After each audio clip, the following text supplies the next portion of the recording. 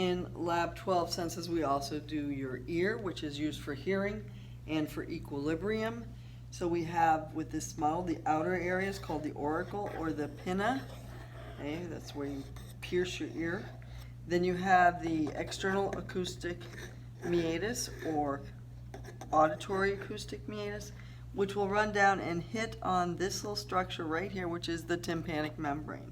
So if I take that out and turn it so you can see, here's your tympanic membrane. This will start to vibrate when the sound wave comes in. It will then amplify the sound and pass it to 3 small ear bones called ossicles. The first one that is actually touching the tympanic membrane is the malleus.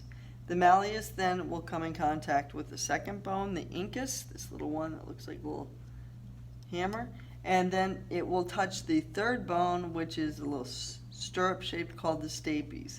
In the process doing this, they are going to be moving the sound wave through the middle ear and amplifying it so it can get into the inner ear. Also leaving from the middle ear is your auditory canal. It used to be called your eustachian tube, which is a pressure release.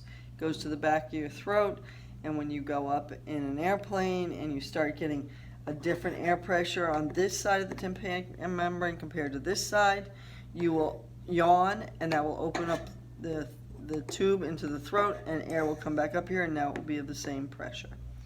Now when we go into the inner ear, which I'm removing from the structure here, here's our stapes attached to it. It will pass the sound into the inner ear through an oval window, which is a membrane that's right underneath the stapes.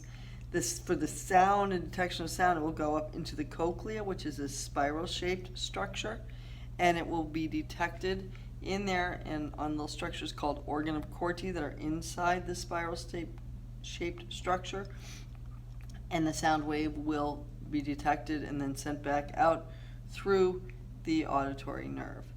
Also in the inner ear, we have these 3 semicircular canals, also fluid-filled as the inner ear is, and it will detect rotational or angular movement.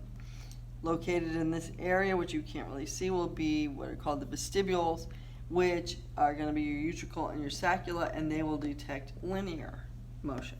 So your ear is going to be used both for hearing in the cochlea as well as equilibrium with the semicircular canals and the utricle and sacula that are located inside the vestibule.